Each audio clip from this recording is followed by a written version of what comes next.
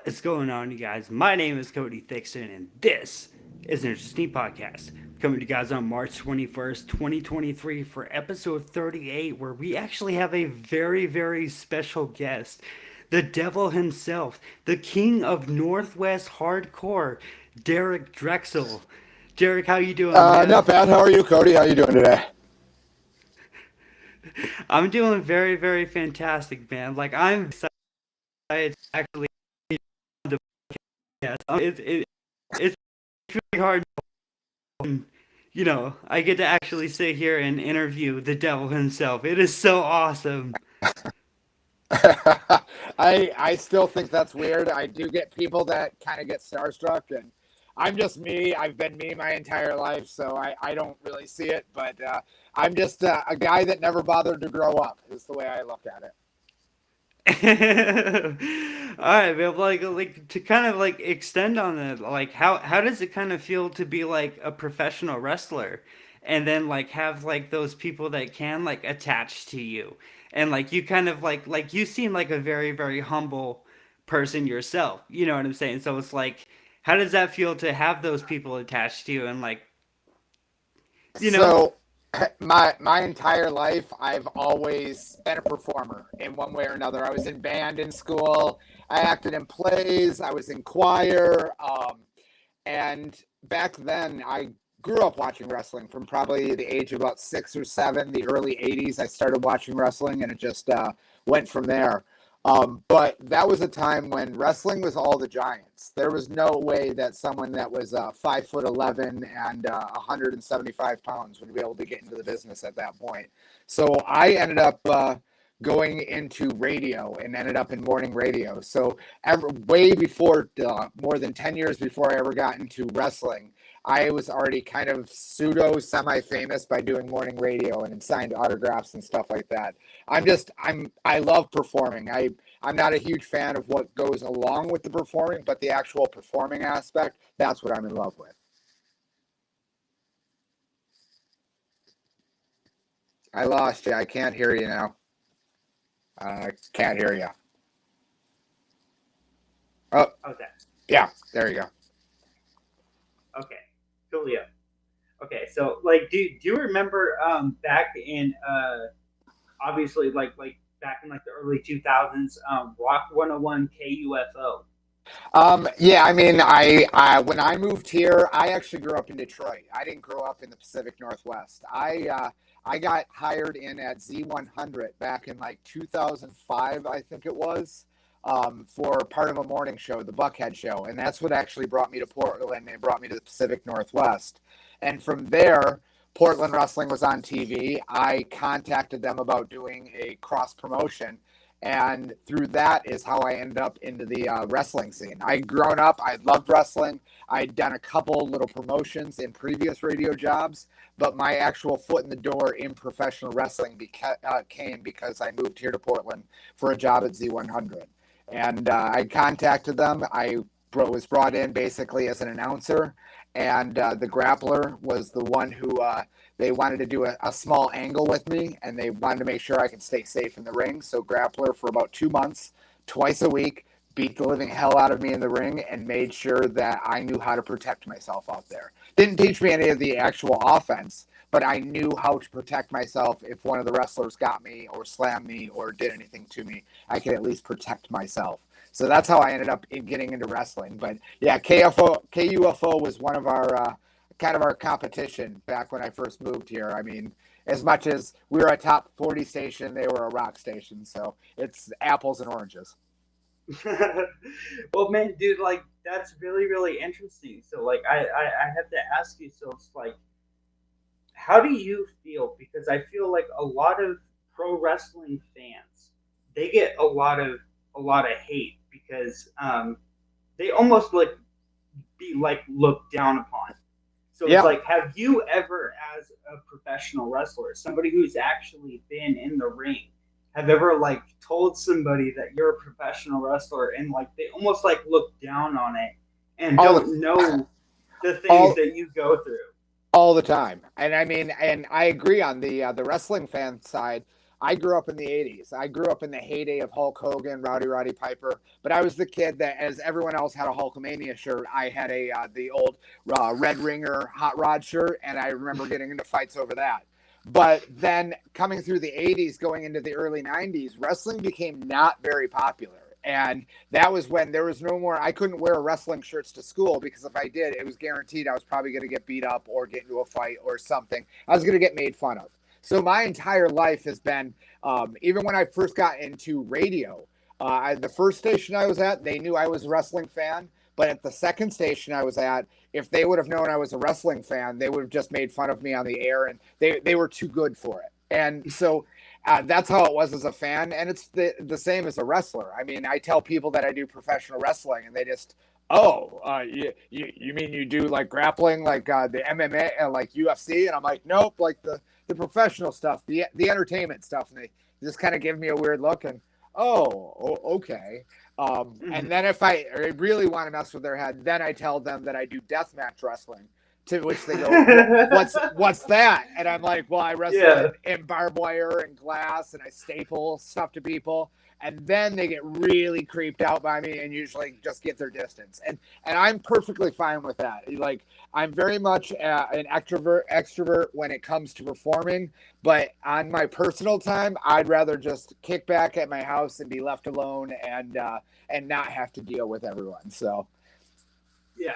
And so it's like, how do you, like, you obviously touched on the fact that when people try and say that what you do, like, maybe necessarily isn't quote unquote real, but like when you look at what you do and your style of professional wrestling, it's a completely different story as compared to like what you would see in WWE and whatnot. So it's like, no, it's not. It's no different because I don't even go into the deathmatch stuff when someone brings up the whole fake thing to me.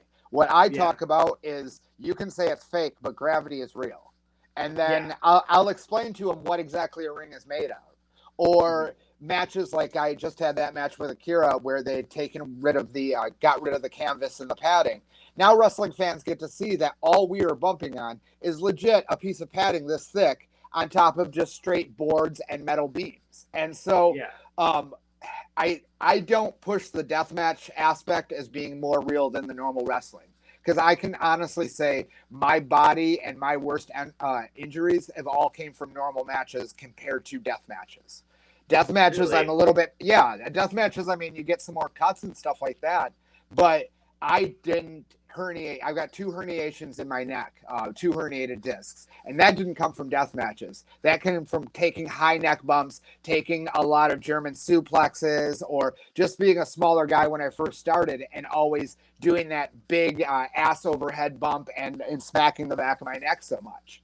Or I've got a metal plate for a collarbone because a guy shot me up in the air and then stepped out so I couldn't post off of him. And I landed straight on the my collarbone and my neck and ended up breaking my collarbone in 3 spots. Or my knees are both torn up. One of them, I was described my ACL as like a very overstretched rubber band, and the only thing holding my knees together is the muscles around it. And none of that came from deathmatch wrestling. That all came from normal wrestling.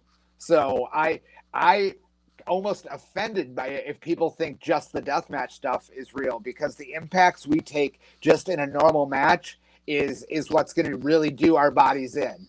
The stuff that I do with barbed wire and glass and stuff, while it is dangerous and there's a chance for deep cuts or to hit an artery or something like that, there's a higher chance of a bigger risk. But the risk-reward ratio that I play in my head, I try to keep myself as safe as possible and try to avoid having to go to the hospital for stitches. So, wrestling is just bad for the body no matter what. Yeah, I think that's actually like really cool for you to give like that kind of insight, because like I do feel like a lot of people who don't know pro wrestling or don't watch it, they kind of have that aspect because of the fact that somebody else tells them something when like they themselves don't actually go in and inspect it. You know? I mean, one of the things I tell people all the time, especially with the death matches, is that the average fan, the reason that certain things work better in hardcore matches than other matches is people can relate. So a wrestling fan has no clue what it feels like to get thrown through a table, but they do know what it feels like to step on a Lego.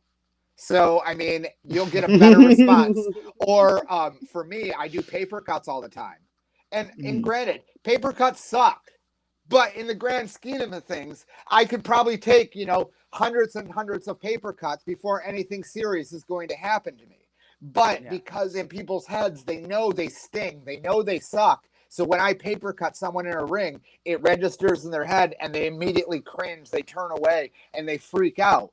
Where, in comparison, like, yeah, I can paper cut someone or I can drive someone's, through a table. The table's going to end up hurting more than the paper cut did. But in people's minds, it's different because they've never experienced the table. They've only experienced the paper cut. So yeah. Okay, man. Well, so like, can I kind of like take you back, like kind of back to when you actually started professional wrestling?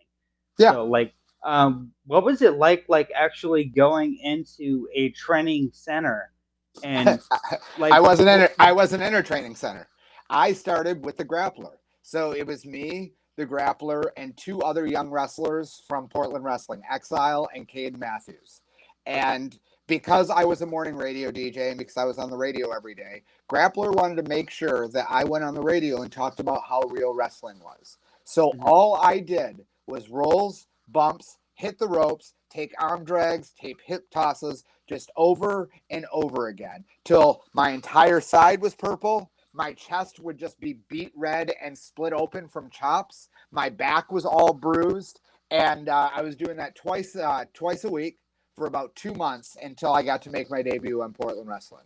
And Grappler made sure that was the old school way of training. That's how the guys back in the day were trained. You got beat up, you learned how to protect yourself. You didn't learn how to do shit to the other person because you didn't earn that yet. But you earned the right to learn how to protect yourself and at least stay safe in the ring. So that's what I learned. And then I started as an announcer in Portland Wrestling and got beat up in my first big TV taping that they did. And then it was after that I trained. Dr. Luther became a mentor to me, and he taught me a lot on the psychology, why we do things, and how to get certain responses from a crowd and things like that.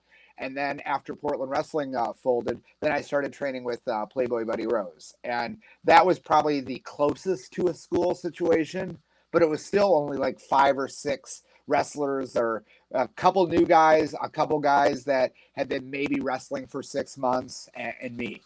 And so that was my first 5 to 6 years. That was my training, and then I would do some seminars. And then at like year 6, I moved down to Florida, and I went to FCW, and I went and trained with Norman Smiley at the FCW Beginner School. Even though I had already had 6 years experience, WWE was the land of the giants. And there was no way I was ever going to get looked at, especially even though I was wrestling. I knew if I wanted to work at the WWE, my best shot would be as a manager. They didn't really hire managers at that point. So me going and doing one of their $1,000 tryouts wouldn't have done anything. So instead, I went and paid for the beginner school, and I went and trained for, it was like 4 months with Norman Smiley. And it started with the beginning, and out of our entire class, probably 6 of us continued wrestling out of a class of 20. One person made it, and that was Aiden English, who's now a announcer over on Impact, Matt Reinhold. And then currently Mercedes Blaze, who's over in England, she was in our class, and me are the only 2 people that are still wrestling. And I went in, I was actually one of the oldest people there. They allowed me to join the school at the age of, I think I was 36 at the time, because I had trained with Grappler and Playboy Buddy Rose, and Steve Kern he knew both of them, and out of respect, he's like, yeah, you can come do the school. Normally, you're a little bit older than what we're looking for, but so that's kind of, and then you throw a whole bunch of wrestling camps throughout the years. Dr. Tom Pritchard, Lance Storm, Nick Densmore, Paige's mom, Saraya is a friend of mine. I've done camps with her. And yeah, I've continuously trained in the last 18 years of my career. But as far as like just going to what people do now, where they go to a school, you're in a class of 20 and stuff, I didn't really do that nearly as much as most people do. I kind of got lucky. I had some vets that took me under their wing because I was a morning radio guy, because I was good on a microphone. They saw something in me, and they just said, "Get in the car, kid," or they said, "We're getting in your car and you're driving." And so I got lucky that way and got a lot of my training on the road and talking to people on the phone as far as the vets and them just giving a shit about me. So. Well, that's really awesome to hear, man. So it's like, when you actually talk about traveling on the road and everything, like, so like, what are some experiences on the road that like are very memorable for you, where it's like you can't not forget about it? It's like, can you share some of those stories with us? Let me think. Things off. I remember early on in my career, one of the other local wrestlers kicking in a hotel door and unloading an entire fire extinguisher into a room. That kind of sucked because that was the room we were in. Needless to say, the next month, the promoter did not get us a hotel, and we had to stay at his funeral home. That he was a funeral director and owned a funeral home, and so that's where we were stuck as our lodging that night was at the funeral home with sleeping bags and air mattresses. So that kind of sucked. At one point, I was teaming with a guy, Jesse Neal, who was part of Impact Wrestling, or TNA at the time. He was in Inc. But me and him were teaming down in Florida as the Bastards, and we'd do these shows, and it would be me, Jesse Neal, and then Glacier from WCW, and then a buddy of mine, Bucky, who was a young wrestler, and the four of us on the road, and just traveling with Glacier, who, as a person, Ray is amazing, but when Glacier, the character, came out in the 90s, I was in my early 20s. Needless to say, I thought Glacier kind of sucked. And I remember telling that to Jesse. He's like, "Hey, we're going to pick up Glacier for this road trip." And I was like, "Oh, Glacier, really?" He's like, "Oh, dude, he's great." And I'm like, "Man, he might be great, but God, his character sucked." And we just having a laugh about that. I don't know. There's every road trip's different. The older I get, it's back in the day, the road trips were about, you go, you do the show, and then maybe you'd stop off at a bar or a strip club, and it was about the party and stuff. And now I'll want to leave a little bit early, an hour or two early, so that I can hit some vintage toy stores in whatever city I'm going to. And then as soon as the show's over, I'm out the door trying to hit the gas station, hit drive-through, and then driving straight to get back to my home, because if I don't have to stay at a hotel, I would much rather sleep in my own bed every night. So, Okay. But yeah, I mean, I'm trying to think offhand. I'm trying to think of any other like crazy road stories and stuff. There's one involving there used to be this guy in the Pacific Northwest that went by Old Man Jim, and Old Man Jim's reputation of kind of being a little bit of a creepy old man, if you get my drift. So one of the other wrestlers, CJ Edwards of Konami Code, was he needed to ride back to Portland. I think we were in Eugene, and so we had told Old Man Jim, "Hey, CJ's a little creeped out by you. You should play into it and start hitting on him on the road." And Jim's like, kind of laughs about it. So, and then we tell CJ, "Hey, but you better watch yourself. Like, Jim can get kind of creepy." And CJ's like, "All right, whatever, I can handle myself." Meanwhile, as they're heading back to Portland, one phone is texting Old Man Jim, telling creepy things for him to say to CJ to creep out CJ. Meanwhile, we're also texting CJ, telling him like, "Hey, you're fine unless Jim says something like this. Then you better watch yourself. He's going to try to make a move on you." And we're going back and forth. And I think the straw was broken when we told Jim, we told CJ, "Hey, you're fine unless he asks you to put on this little blonde wig that he has in the back seat. Don't put on the little blonde wig. He's gonna get real aggressive at that point." And CJ's like, what the F, man, blah blah blah. And then we're telling Jim, "Hey, yeah, tell him you got a little blonde wig and ask him if, hey, I got this little blonde wig in the back. Would you put that on?" And CJ's like, "Man, will you pick me up on the side of the road? I'm just going to jump." And we're like, "Dude, don't jump." They're going down the expressway, and CJ is legit getting ready to jump out of the car. And finally, we clued them in on the joke. But from that point forward, CJ never trusted Old Man Jim ever again, to the point that after a show one night, CJ had locked his keys in his car. And as he's trying to trying to jimmy the lock to get back in there. Here comes Jim. Hey, you need a ride? And CJ's like, no, and just straight punched through the window to get into his car immediately, just to get away from old man Jim, just so he didn't have to take a ride with him. So that one's a good one, which I'm sure if CJ hears this, CJ is probably going to be pissed that I'm telling that story, but that's a classic road joke that we played one night. Meanwhile, all of us that are doing the texting, we're at a strip club in Eugene, sitting at a stage, tipping dancers, and just instigating this whole war between these two. So, well, that's awesome, man. So, I know you had just like kind of like centered yourself there for a second. I just want to let you know that you can say whatever you want. Oh yeah. I mean, yeah. I try not to drop that many F-bombs. If they come out, they come out. But being a radio guy, it's just natural instinct that I try not to swear that much. And then when I do swear, it actually has way more impact. And I'm not to the point of Mick Foley where he drops like one F-bomb a year or so.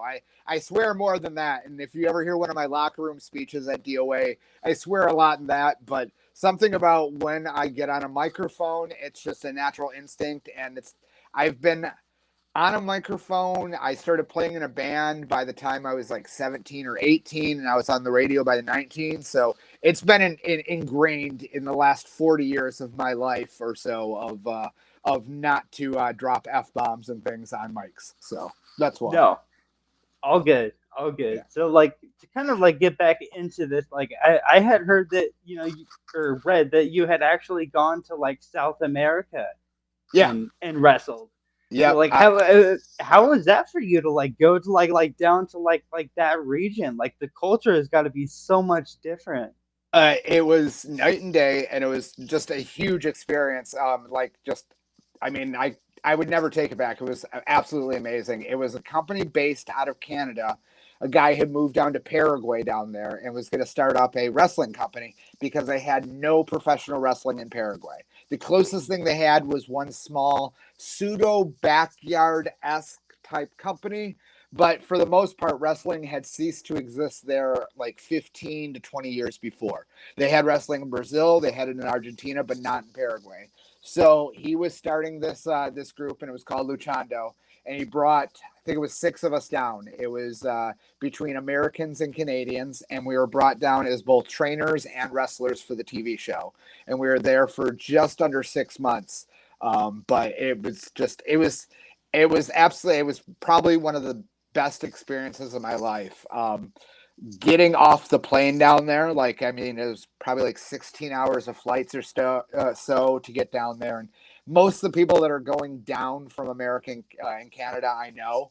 So I got a little bit of familiarity with that. But getting off the plane and everyone has automatic, there's guards everywhere with automatic machine guns. And then the walls have the razor or barbed wire or broken glass on the tops of the walls. And almost everything looks like a fortress. And I'm just losing my mind. How I didn't think this place was that dangerous or anything like that when I show up.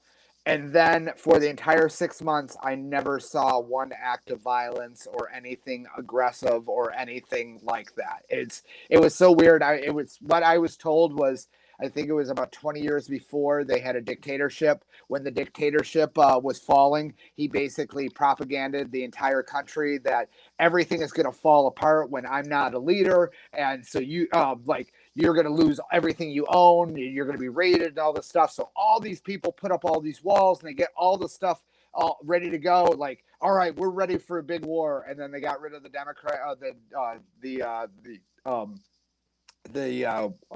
dictator and got into a normal democracy. And they were like, oh, okay, it's just normal. So in front of these huge houses would be guard shacks. They were always empty. You would find maybe 1 or 2 really, really rich people that would hire some guard to be sitting out there. But all that guard did was sit there and drink his tea and watch a little mini TV the entire time and stuff. But I had a blast. I mean, the culture was way different. Teaching other wrestlers how to wrestle when you don't speak the same language, that was a bit challenging at times. I think we had probably between 10 and 15 people that we were training for the TV show, and we only had 2 translators, and maybe 1 or 2 of the wrestlers could speak some English.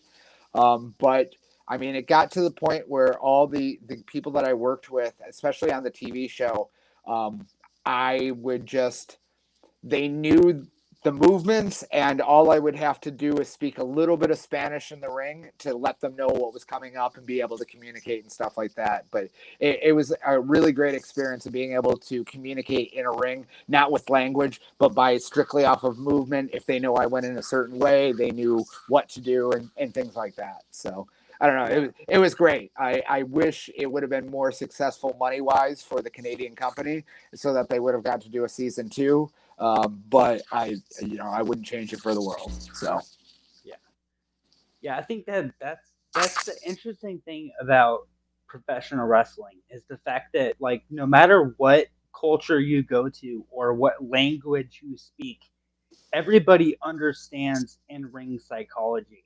You know what I mean? And it's like you can watch, like I watch, New Japan Pro Wrestling, but it's like I watch it in the Japanese commentary. And it's like I don't need to hear English commentary to understand exactly what's going to be happening in the ring or why it's important. Storytelling is storytelling, no matter what. Yeah. And that's, wrestling is the art of storytelling in a physical manner in the ring.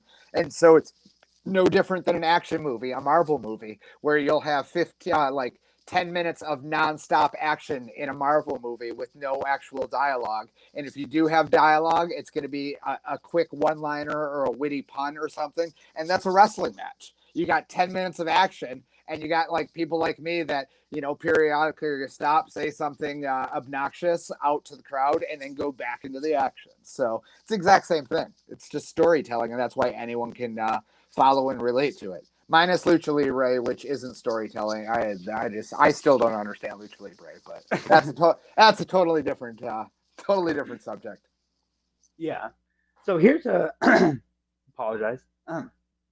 So here's a question for you. So like to go back to when you were in South America, is there any kind of like restaurant experience where you actually went out and like dined and you actually met somebody that was like from a different culture and like you kind of connected with them a little bit? And I made a bunch of Paraguayan friends down there because so the way it was set up, all of us gringos were all staying in the same like a bed and breakfast hotel type thing. This called the Jardín, that we each had a roommate. So it was me and another wrestler living in a room that had like 1 bedroom with 2 beds, and then we had like a kitchenette, a bathroom, and that was each one of the rooms. And everyone had a roommate and stuff, but we were all in the same little combined area. By month 3, I hated all of them, couldn't stand them anymore, and I had made Paraguayan friends and would go out with my friends every night. So I became friends with a bunch of pretty much kind of like a bunch of metalheads and just Paraguayan rockers that weren't really into wrestling, had no clue. Like after they met me, they checked out the TV show and stuff, but had no clue I was on TV down there, and just became friends with them. So most of them spoke enough English that we could communicate, and the ones that didn't could just translate back and forth. So, but yeah, I mean, it was awesome. I made a bunch of friends down there, and yeah, I couldn't stand my roommates. I'm very much like, if I'm in close contact with people, like, I don't know, I'm probably gonna have to get out and get my freedom, and that's kind of what happened. So very, very interesting. Yeah, so like yeah. you And well, so as far as restaurants and stuff, I remember that early on after our first episode aired, we all went out to this place called Recaro, which was like this rock bar. And I was told that don't be the last person at a table in Paraguay because you're going to end up paying for at least part of the people at the table's bills, because people will walk out on their bills all the time. And I was like, all right, no problem. So I realized I'm the last person. I'm like, great, sure. Get the bill. And as I'm calculating my head, I realized that this bill for like this massive amount of people and multiple rounds and like food and different stuff like that is going to end up costing me maybe $50 American. And I'm like, I give 2 shits about this. So I pay that, and then I throw down a tip, which is I probably threw down a 20 to 30% tip because this woman had to deal with us. And as I'm trying to go get in the taxi outside, here comes the waitress come running out trying to give me my money back, saying that I've given her too much. And I was like, no, no, for you. I was like, you dealt with all of us crazy, crazy wrestler, crazy luchadors. It's okay. And so from that point on, anytime I went in Recaro, I was treated like a rock star. Where when I walked through the door and I would go get in line to go get a drink, waitresses would immediately run over to me, like, no, no, sit down, knew what to grab me. And I've never been treated before that or after that like such a rock star down there, all because tipping is not really part of their culture. And so being a big tipper really stood out. So I'm sure I got hate from the other patrons at times because they always wanted to pay way more attention to me or my buddies than they did whoever else was at the place. So Yeah. Yeah. So how was it like going down there? And I think you were El Diablo Mismo at that yeah, time. which Yeah. means the devil himself, essentially. Yeah. It was El Diablo Mismo and then Maligno Drexl. And Maligno is kind of the Paraguayan term for like the evil one, the most evil being type thing. And Mhm. so it was just another extension off of the Drexl character, where I went a little bit more religious, a little bit more on the devil side down there. I remember I would learn a little bit of Spanish, enough to get the people riled up. And at different points, I would learn. I remember my first promo down there was in English, Latin, and Spanish. I learned at least a couple Latin phrases and then Spanish phrases and stuff to mix it all together. And then they would just do our subtitles underneath whatever we were saying for us gringos. But yeah, it was amazing. I mean, they kind of we ended up forming a faction that was called the what was it? Uh, it was the Hell's Angels, but the Angels of Hell, which whatever that ended up translating.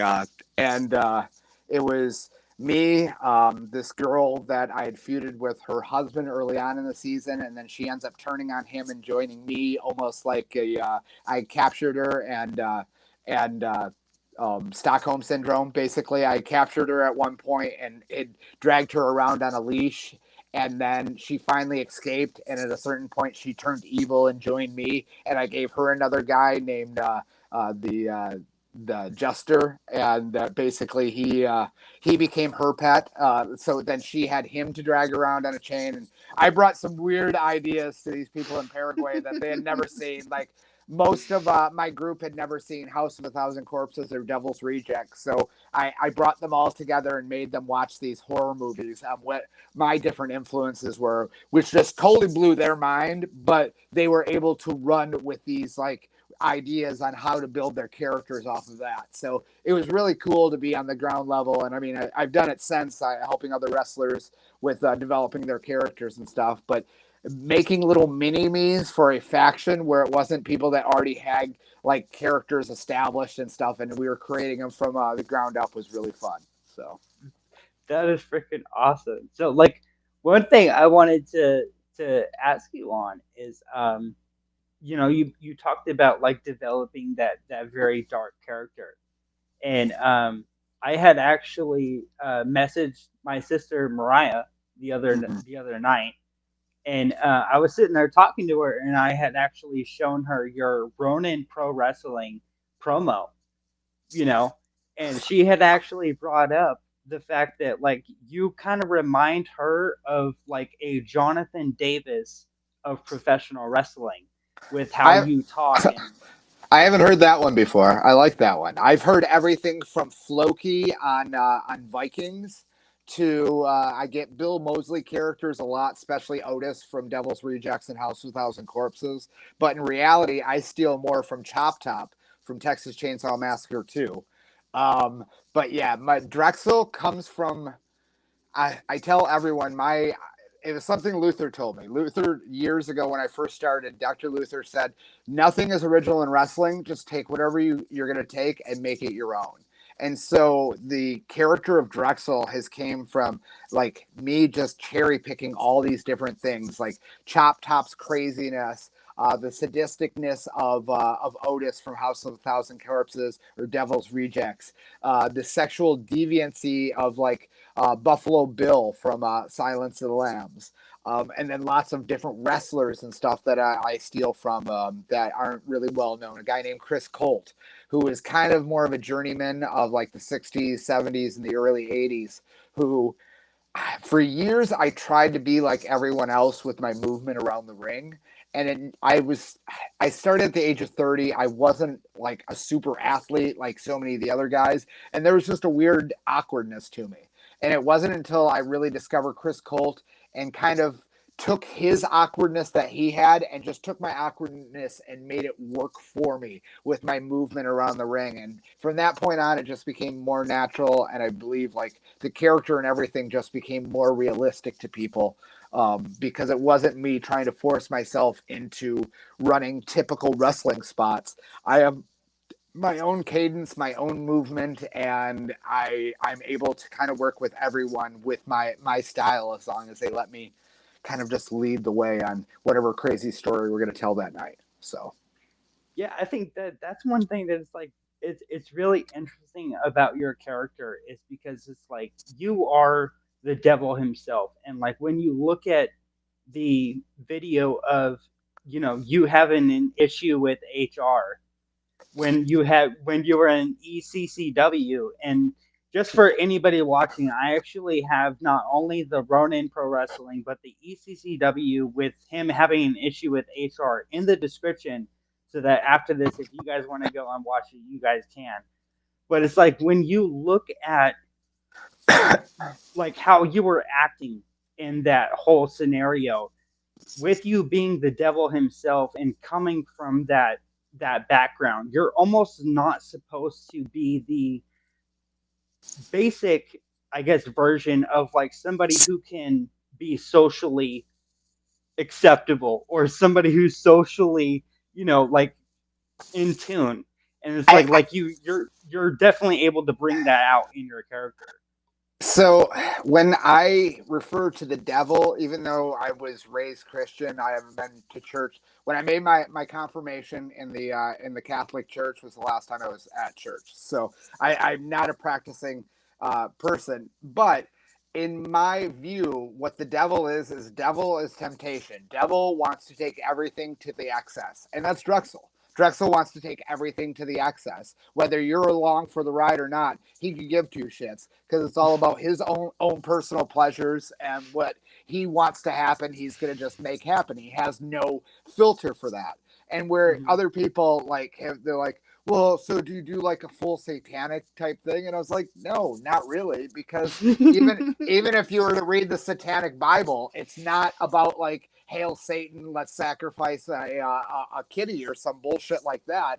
The Satanic Bible is basically just saying, essentially, do unto others as they do unto you. The only thing is they don't say turn the other cheek. They said if someone new attacks you in a field, you strike them down. And I get that, and I understand that, and I studied that, and so when I came up with the devil himself, that name was given to me by some fans one time early on in my career when I was still just a manager, and I was part of this group called the Illuminati, and it was this black woman, and she told me I was the goddamn devil himself, and on the microphone I heard her yell it, and I said, I am the goddamn devil himself.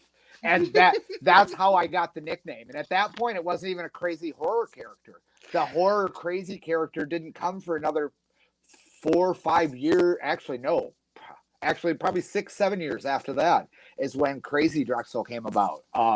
Before that, I was still trying to find myself. Crazy Drexl came about when I was down in Florida.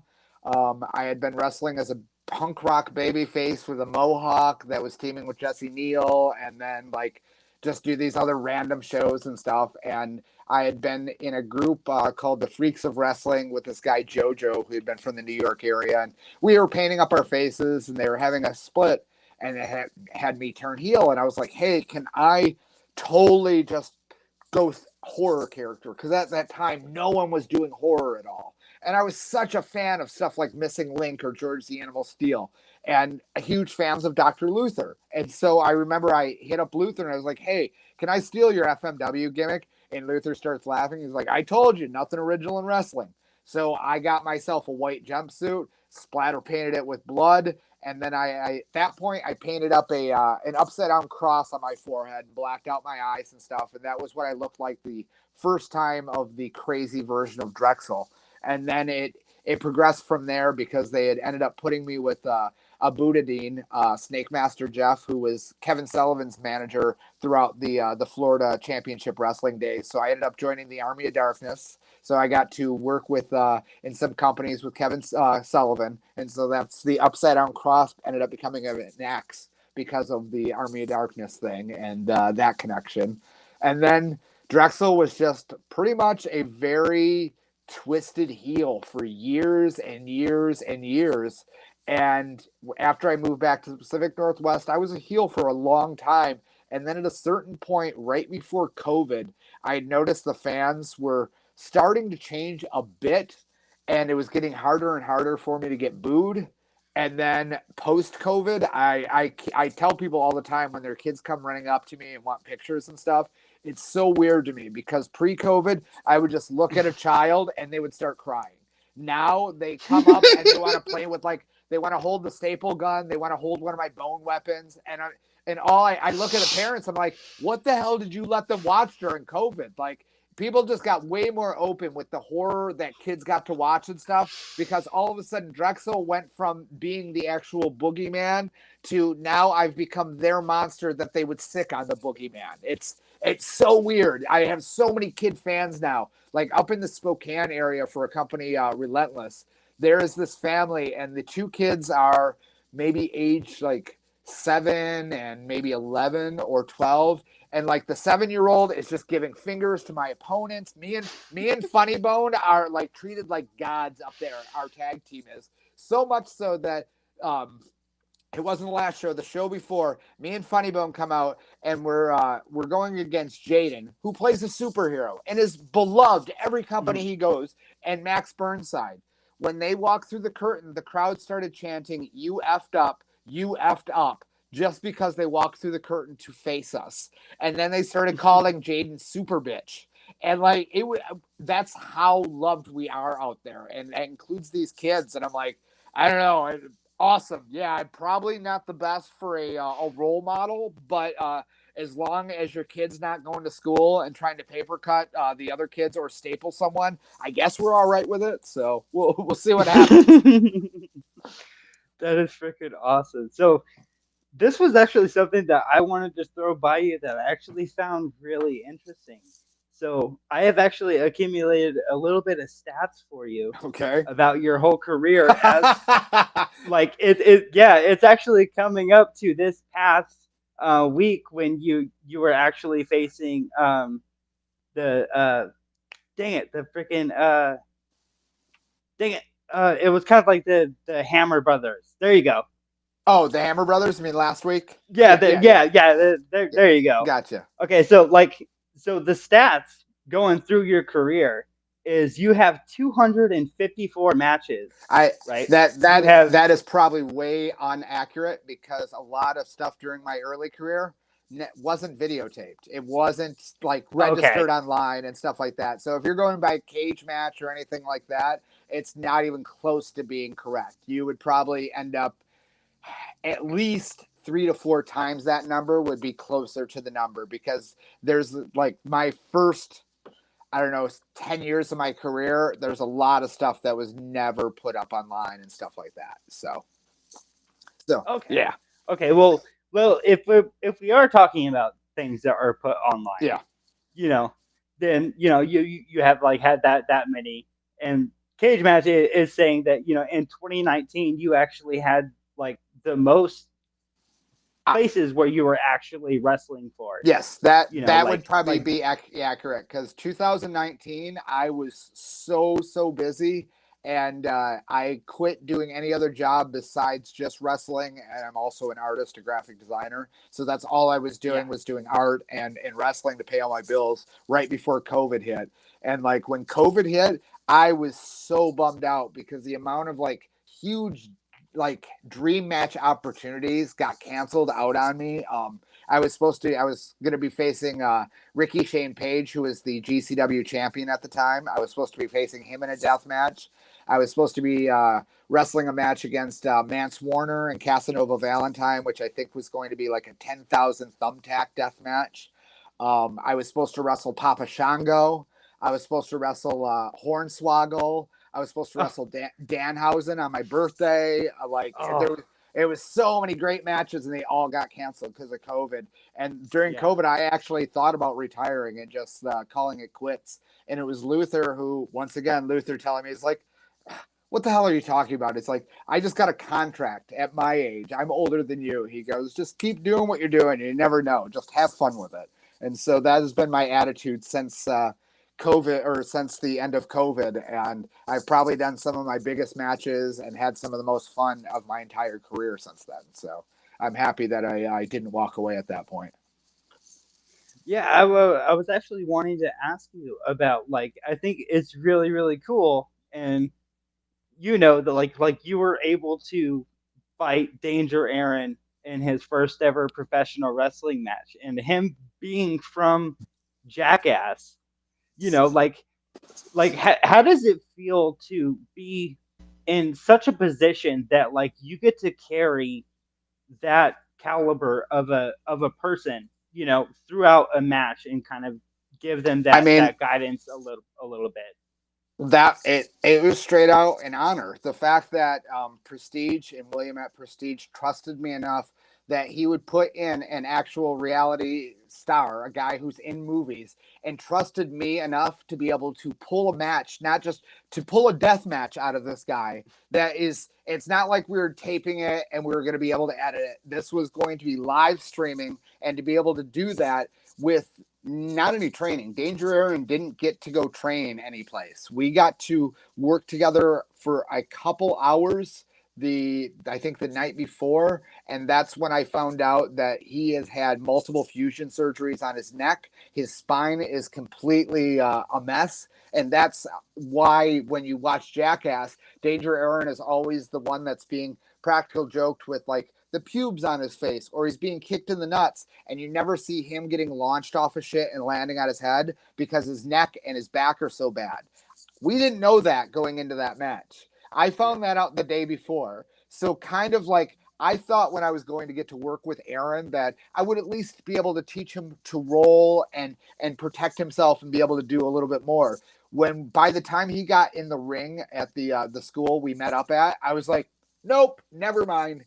I'm going to come up with an entire match that is going to keep your neck and your back completely safe. And so that's what I did. And I mean, luckily we had Akira as a very big prop during the match, but where normally when me and Akira have wrestled, it's been much, much more of like, Akira's actually called most of our stuff because he does more death matches than I do. And so I always look to the person that has more experience in whatever we're doing.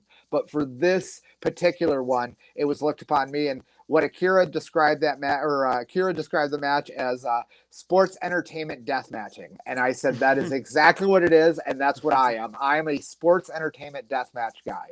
I'm not out there trying to prove how tough I am. I'm out there to make crazy moments that make people go, holy shit, I can't believe I just saw that. And that like, I want to make those moments that people remember. I don't care how many cuts and how deep my cuts are, and just to prove that I have a big sack and that I can go out there and do this crazy shit. I just want to make these huge moments. So like the Danger Ehrin thing, especially, like Ehrin had to trust me 100%. And he did. And I mean, when you walk up to someone like that and you're like, hey, do you mind if I staple the top of your hand?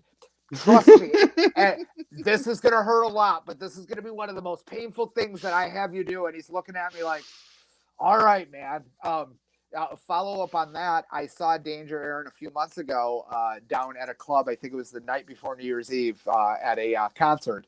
And we started talking, to which he told me that the staple in the top of his hand hurt for over a month, and he would never, ever do anything like that ever again. And I am really stupid that I do things like that. So, but yeah, I mean, it was strictly an honor to to be trusted so much by both Ehrin and by both Prestige and William, the promoter and booker, to be given that opportunity to wrestle Ehrin was just it was huge. It was one of the biggest things that I've done in my career. It was an absolute blast. So That's freaking awesome, man. So it's like, how does it also feel to kind of like know that the Jackass crew kind of like supports Danger Aaron, and especially with them going off of Johnny Knoxville and Wee Man and Chris Pontius, you know, performing at WrestleMania 38, they're gonna go and look at what Danger Aaron was doing, and so like then like the entire Jackass crew kind of like looking at you, and like now they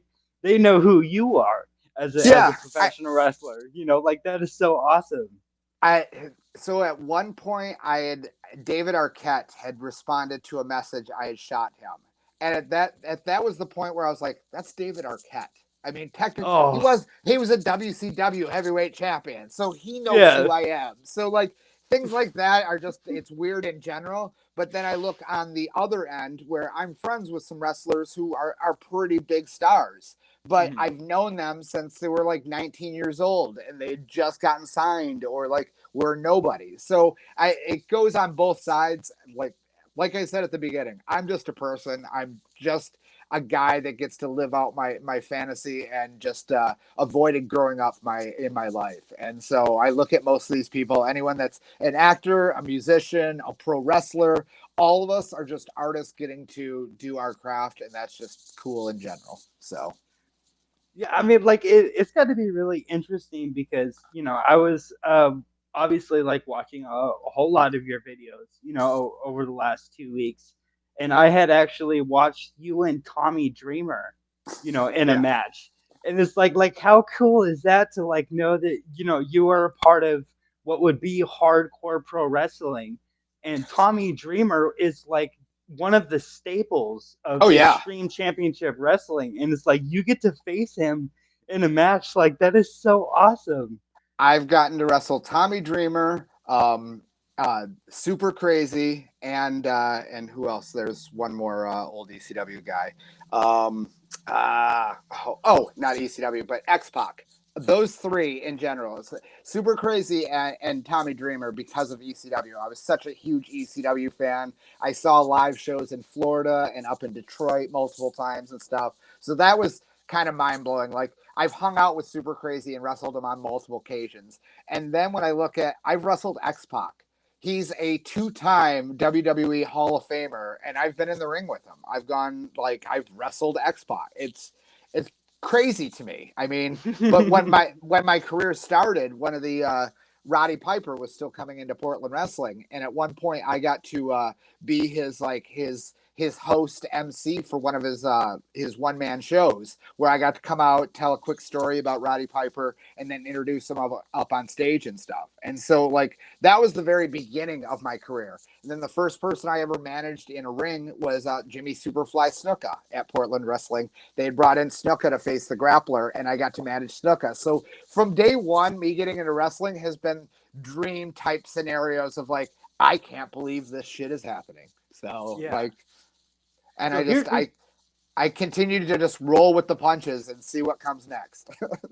yeah. So here's a question. So like you were probably in Portland Pro Wrestling when Roddy Piper had finally like done like kind of made his home here Oh in yeah, Portland. Piper had been living here for years at that point, and he was not really wrestling, wasn't doing much wrestling outside of like he would do appearances on WWE, and then for Portland he would occasionally come in to do appearances. And because I was on the radio, I had actually met him through doing.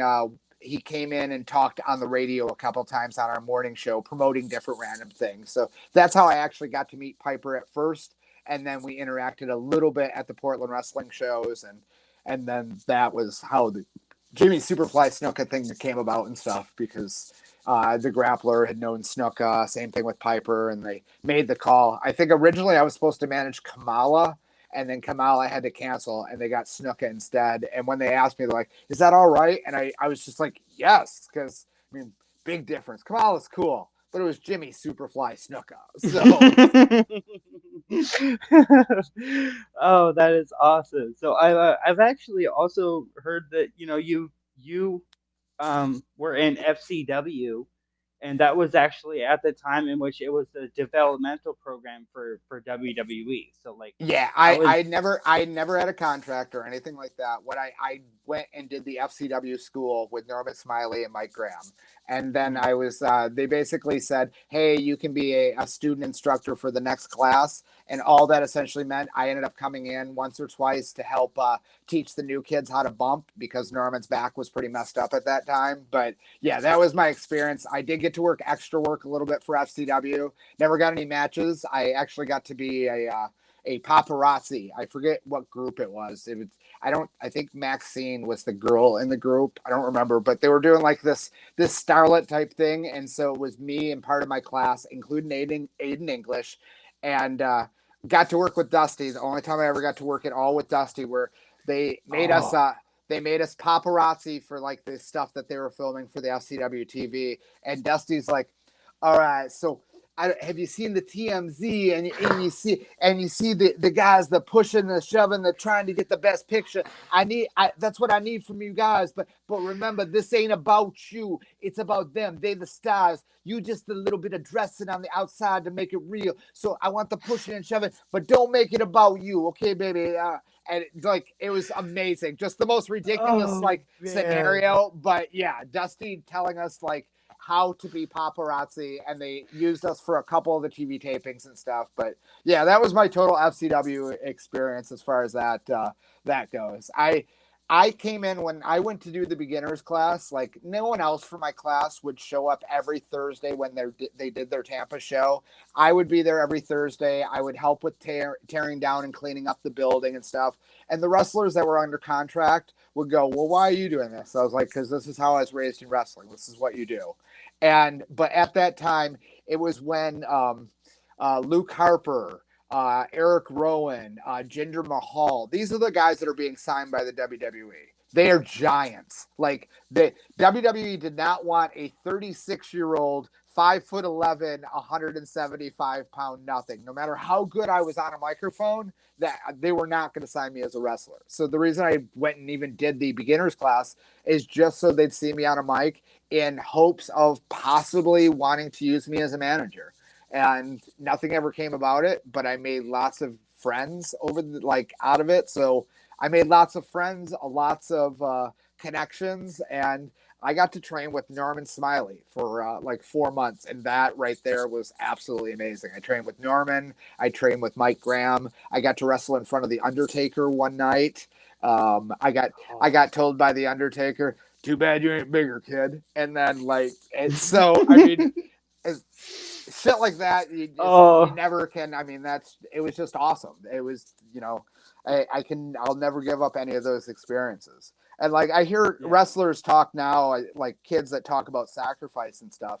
For me to move from Portland down to Florida, like I'm married, I had dogs, I have a normal life, I have bills and stuff like that. I had to sell my entire childhood comic collection back up in Michigan in order to afford to go to the school. And I moved down there. And then after the school was done, that 4 months of the school, I was stuck in Florida for almost 4 years till I could afford to move myself back up to the Pacific Northwest. So like I hear guys like, well, I can't go do this, can't do that. Well, then how far do you want to go in this? Like, it's fine if you just want to be a local wrestler that just wrestles for a couple times a month. That's great. But when I hear guys say they want to be bigger than that, then you're going to have to put that time and that effort in. And unfortunately, you don't always see that. The guys that I help out are the ones that I see they like. It's no me dragging them to water and trying to get them to drink. They're already racing up to that water. I'm just showing them the correct way to drink and how to get the most of it. So, oh, I lost you. I can't hear you again.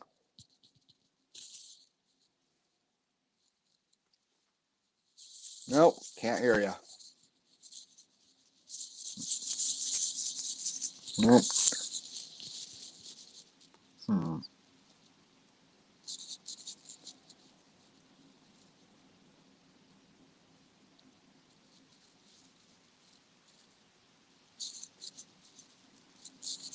Can't hear anything.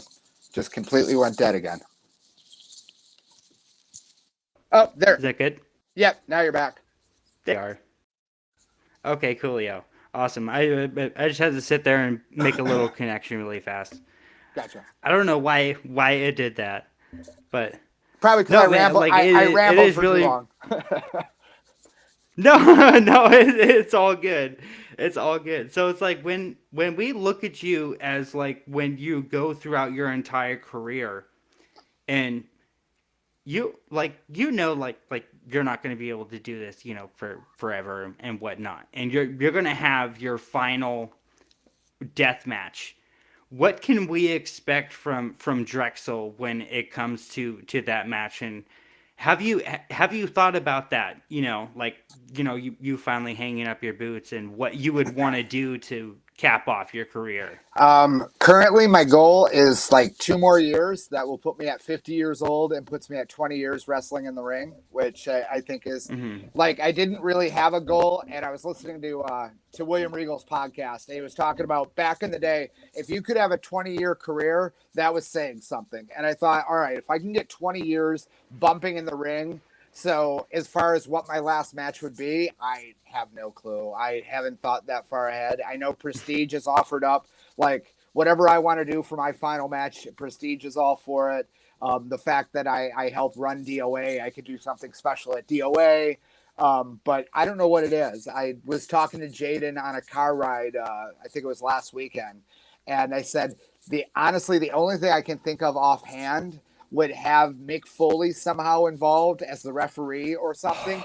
That would be like, because most of my idols are long gone because I was a child of the 80s and stuff, so that's my generation of guys I liked and stuff. But Foley, I've taken and borrowed from Foley as far as like also not a good athlete, so hell, I'll just throw my body through things, and I've done that Yeah, exact same things with my career. So out of anything, if I could have Mick Foley as a special guest referee in my final match, I think it doesn't matter who I'm wrestling. That would be awesome, and preferably I would be wrestling some younger, hardcore guy that wants to really be good at telling stories in a hardcore manner. That I pass on that legacy to in that match, and it's a younger wrestler that I can say, all right, here's the new king of Northwest Hardcore. So. that would be so freaking awesome, man. That would be insane. And like I don't know, like what I see kind of like going on is like just the most extreme version of yourself, because like you had also posted on Twitter about like 8 wrestlers to know you, Yeah, and you had brought up like Sabu, yeah. and he's somebody that I definitely look at in the ECW realm when it comes to hardcore wrestling, that is just like the pinnacle. And it's like, so like what made you draw towards him as like an influence? I'm a Michigan guy. I grew up in Detroit, so Rob Van Dam and Sabu from the Indies. I saw them in the early '90s when I was in high school wrestling in gymnasiums. So I Yeah. mean, I've been fans of theirs. And if you're from Detroit, the Sheik is just like he's a legend. The Sheik and Dick the Bruiser. Anyone, even people that aren't into wrestling, know who the Sheik and Dick the Bruiser were in the Detroit area.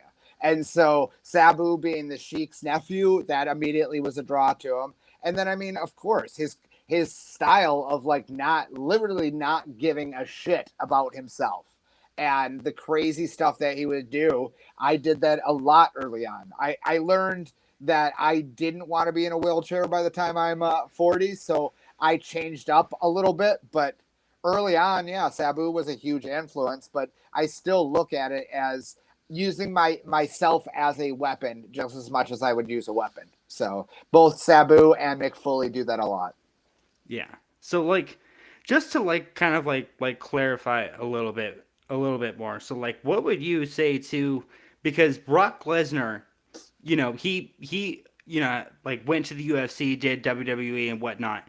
And he had this interview where he said that if I have to explain to you that two bodies colliding, there isn't any impact to that, then you're just you're an idiot. You know what I mean? Because like there has to be that force of Yeah, gravity and contact. yeah.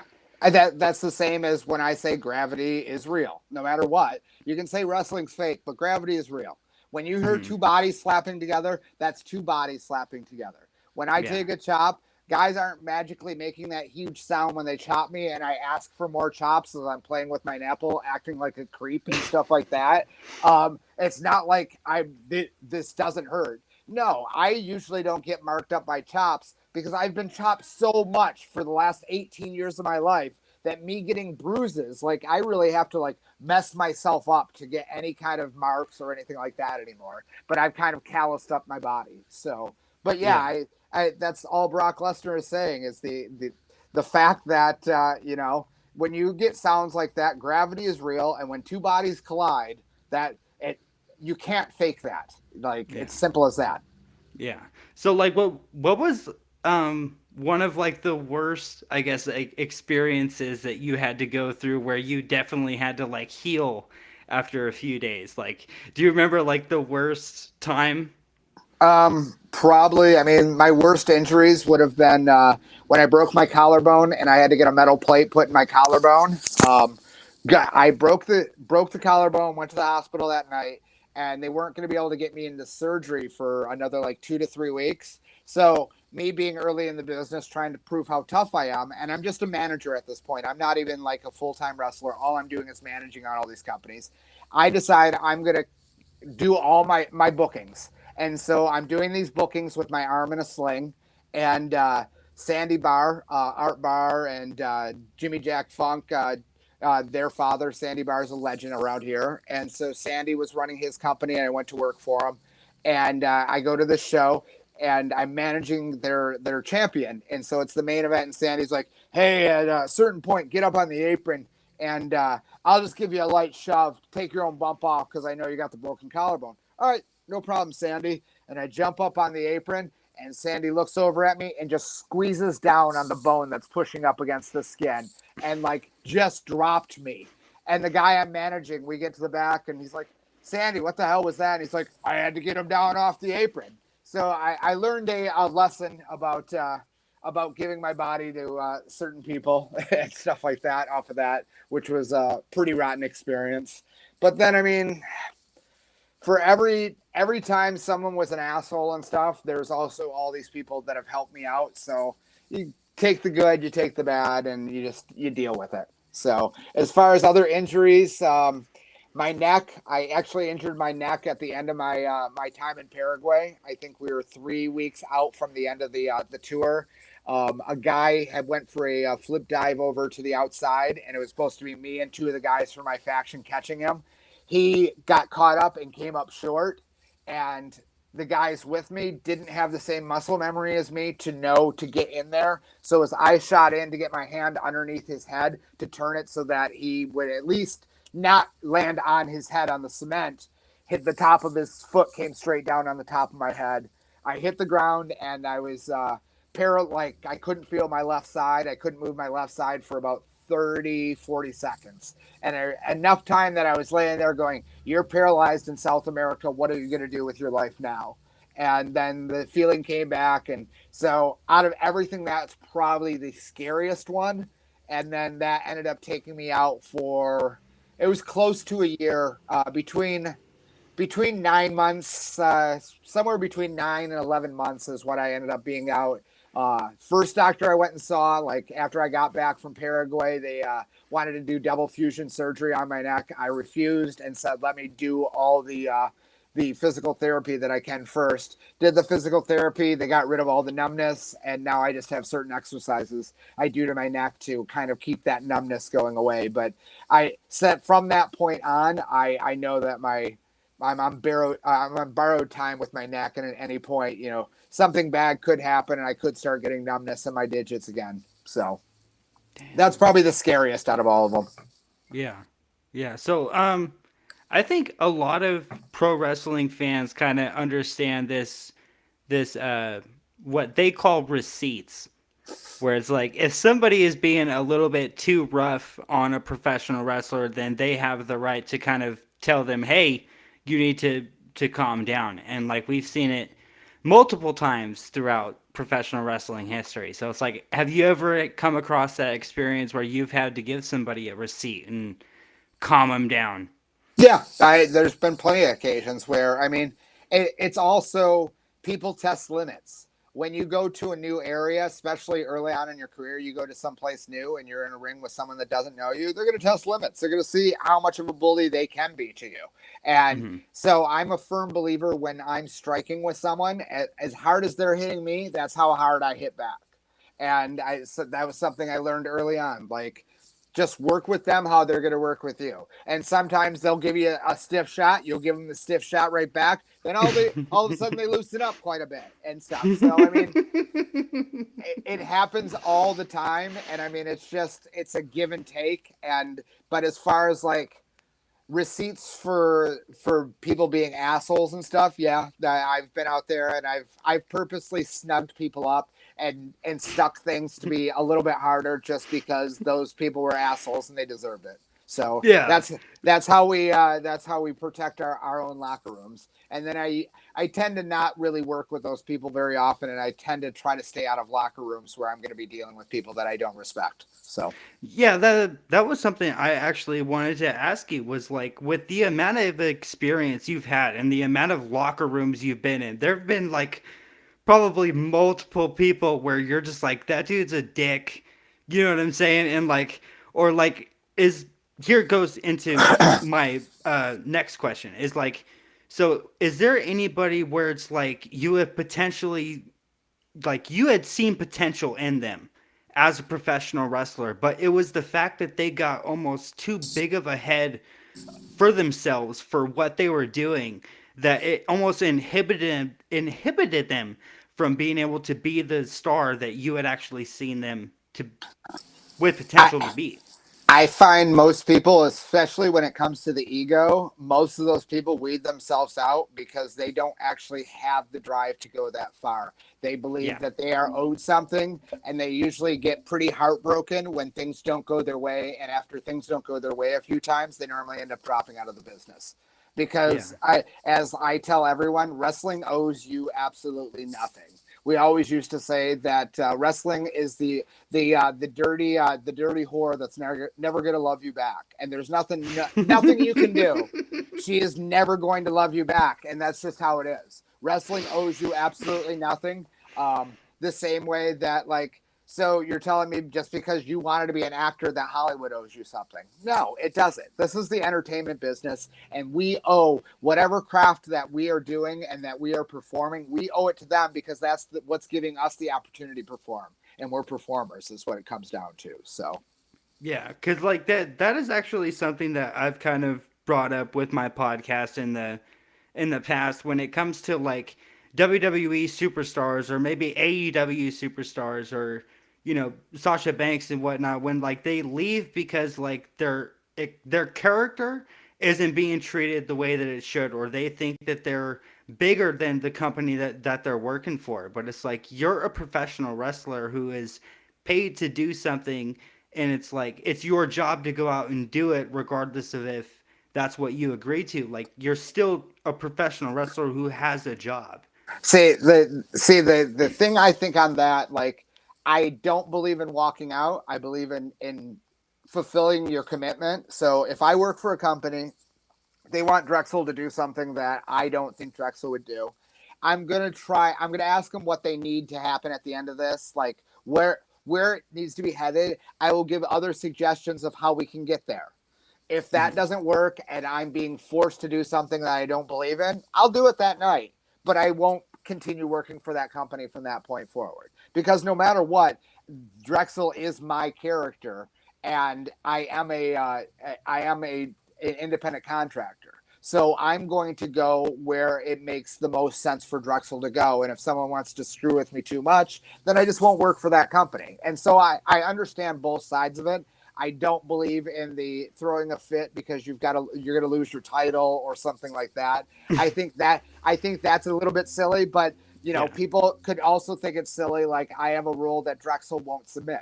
Drexl will pass out. Drexl will get beat all the time. I've lost way more matches than I've ever won. But Drexl as a character isn't going to submit. The pain he's going to enjoy, and he's just going to pass out from the pain or whatnot. So that's just, and I tell people like, they're like, hey, I need you to tap on that.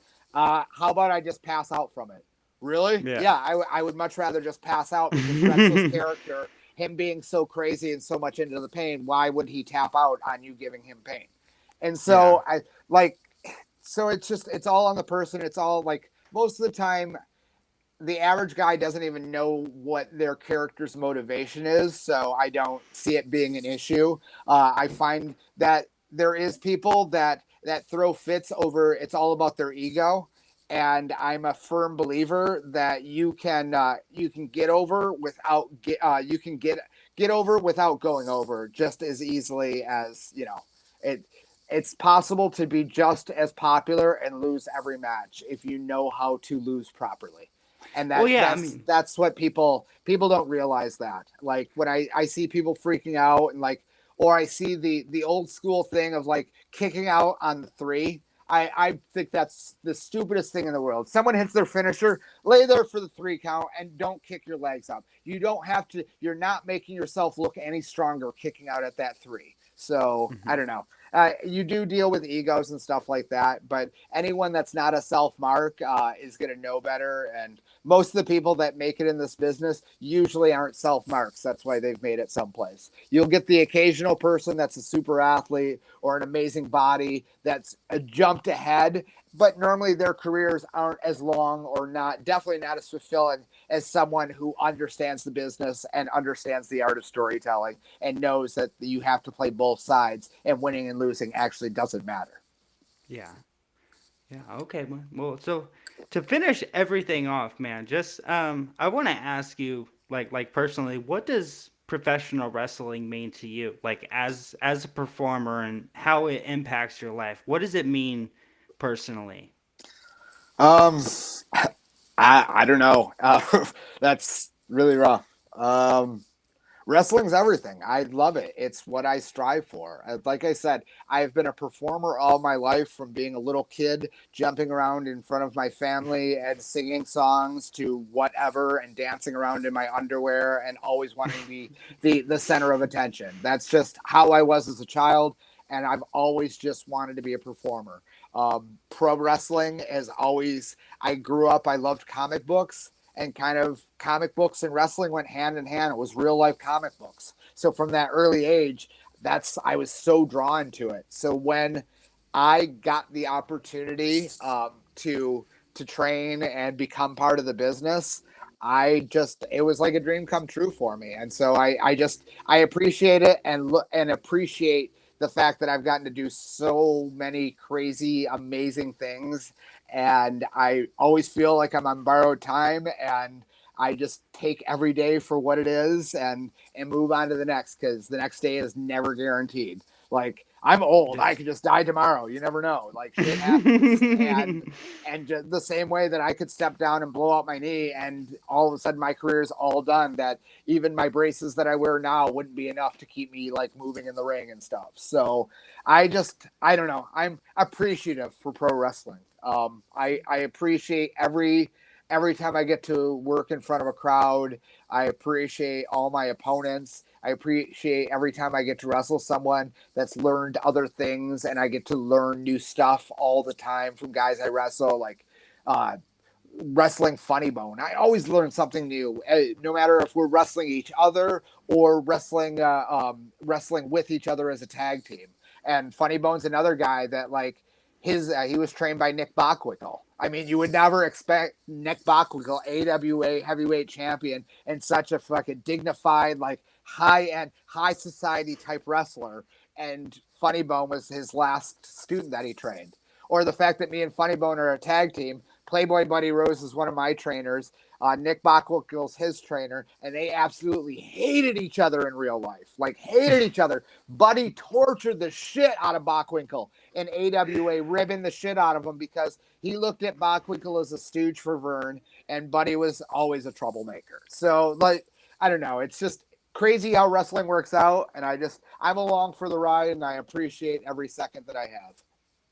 That is so freaking awesome, man. Well, we are actually cutting a little bit of time, man, and I don't want to take up too much more of your time, but I just want to thank you so very much for No actually problem. joining me here today, man. Like it is amazing to actually be able to talk with you.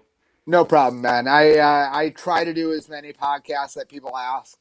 Just I enjoy talking. I'm good at talking, and without fans and without support of like the fans and stuff, I'm nobody. I'm just some guy that paints up his face and runs around acting like I'm totally into BDSM in a homicidal way. So, uh, I Oh the man. fact that the fans allow me to be the homicidal artist of professional wrestling is pretty fucking awesome. So, Well, awesome, man. Well, thank you so very much for joining me, man. no I problem. really, really appreciate it. And hopefully I can have you back really, really soon. Yeah, hopefully we can set up another one. So, cool, All Cody. Thank you right. very much, man. Yeah, yeah, man. I'll talk to you later. All right, have a good night. Bye. All right, you guys. So that was actually our interview with the devil himself, Derek Drexel. Make sure to hit that like and subscribe button. Ring that notification bell so you guys get notified whenever I upload content. Make sure to go and follow me on social media at CodyT503. That's Twitter, Instagram, and TikTok. I will be back this Thursday for some more WWE news. I'll catch you guys later.